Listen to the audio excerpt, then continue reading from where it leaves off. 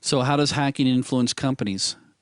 Guys, it's getting scary. I think the latest report shows that businesses worldwide will spend over $1 trillion a year just to protect as well as fix issues such as their reputation or even having to face lawsuits because they lose customers' private information. We hear this almost weekly now that some company was hacked. And, here's what's interesting. I think I pointed this out before, but notice that when we hear about customer information being lost, it's never XYZ company discovered that today. It's never a 0 day. It's always 4 months ago this company was attacked. Just off the top of my head, we can all think of probably, Target. And it got worse as they did their investigation. It started off initially as Target only reporting that only a couple 100,000 customer information was actually pilfered. As it went along, we ended up finding out that it was almost 40 million accounts worldwide were affected by this attack. Now, this attack only took place in less than 30 days. So they were only in there for 30 days. But here's the kicker. And when you may not make the connection right away, and I'll help you here. The attack took place, or the customers that were affected were the ones who shopped at Target stores between, you ready for this? November 27th through December 15th. And that was of 2014. Think about that one. Yeah, let's see. What are people doing at that time frame? Shopping. It's like the busiest retail shopping time. And don't think that Target wasn't affected, not only by having to fix the issue, but also their reputation. Intellectual property. Yeah, ask Sony about that one. Emails about projects coming up, actual movies during that attack. Isn't it kind of weird that before Apple comes out with the new iPhone that there's some knockoffs already available in other countries? Back in 2014, there were actually some guys who got caught stealing data from Microsoft and the intellectual property all around the Xbox One, Xbox Live consoles, software including the Call of Duty, I think it was Warfare 3, several different software games were also hacked, as well as software that was used for training military helicopter pilots.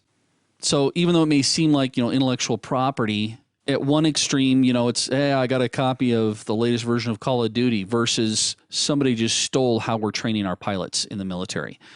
Again, one extreme to another. Downtime and slow sites. These are extremely influential to companies. If eBay or PayPal goes down or they can't process payments fast enough, let me ask a question. Let me back up here a second. Anybody know how long a user waits when they type in a URL and they hit enter? Anybody know what the average wait time is before they give up? Yeah, it's less than 3 seconds nowadays. Back in the old modem days, and for those of you guys that don't remember modems or weren't around, that's back when our computers screamed at us. It was 8 minutes, especially when it comes to dealing with collaboration. We are so used to, and society is getting so used to this instant collaboration environment where we have things on the cloud. We have the ability to attend video conferences where we can see people and interact with them live. You don't think GoToMeeting would be affected financially or be influenced if hackers made it so that their technology acted very slow? Actually, I've been in classes where using, I won't say which company it was, but where I was using a virtualized environment where my students were attending remotely, and the company that provided that technology for us did come under a DOS attack as I was teaching, and it resulted in my students being cut off or not able to hear or see or to participate. Now think of the ramifications all around. Not only did that particular company have issues, but now we have employees who are supposed to be attending training. There's costs associated to that. They missed out on that training. It just continues to snowball. I had to go and spend extra time catching the students up. Well, that was time that the training center had to pay me for. So there's always the snowball effect, which gets us into lost revenue. There's a famous case among security folks that we know of, which was kind of interesting because I didn't hear a lot of this on the news to the general user, and it's probably because of the reputation issue. But back in 2013, there was a massive theft. And when I say massive, I'm talking $900 million was stolen from over 100 banks worldwide. How they actually caught it is an ATM machine in, I think it was in Russia, started actually dispensing cash at random times throughout the day. And there would be like nobody at the ATM, just people would be walking by and they'd start shooting out cash.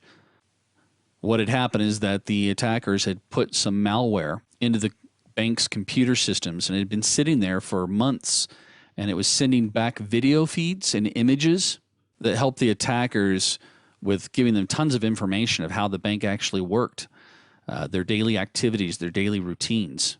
And guess how they got the malware in? Yeah, it started with just a phishing campaign. They sent out massive numbers of emails to bank employees that had links to interesting looking content that was secretly infected with a malware that was called Karbonka. And what happened is the email would actually infect one computer within the bank and then slowly start to go across or work its way across the network until it gained access to an administrator's computer. And once it got there, it actually went through and started recording keystrokes and took screenshots of the activities of the administrators. Now, again, once they were able to see the bank's procedures, the attackers were then able to go through and just steal by transferring money into fraudulent bank accounts. And then they used e-payment systems to spend the money to fraudulent accounts overseas and direct ATMs to start dispensing, cash at set times. That just gives you a taste of what can happen with financial information. From a corporate level, financial information can be catastrophic, as I just mentioned, but also for a individual user. Nothing is worse than having your bank information compromised. Just this last week, I got a text alert from my credit card company telling me that somebody had approved a transaction for a toll road in New York. Well, I don't live anywhere near New York, and I haven't been to New York, and it was only for $7.10. Because I'm really paranoid, I immediately called on the transaction to find out what was going on. And what hackers do, or attackers do, is they will actually go through when it comes to financial. They'll try doing just a small withdrawal to see if it works or to see if it'll be caught. And then later they'll go through and deploy a bigger attack. And that was the case. Somebody was testing to see if they could withdraw money from my account. I don't think they were picking on me per se. I think they were just doing random accounts. I don't know. Maybe they are picking on me. Maybe I should stop recording. I'm kidding. The reputation, this also influences the company. As I mentioned before, when we look at the attack that took place with Target, as well as the attack that took place with Sony, obviously reputations were hurt, which then again also results in a loss of business. And this affects everyone.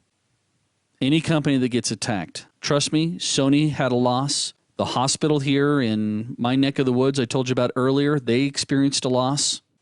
And that's why we see companies being more proactive instead of reactive.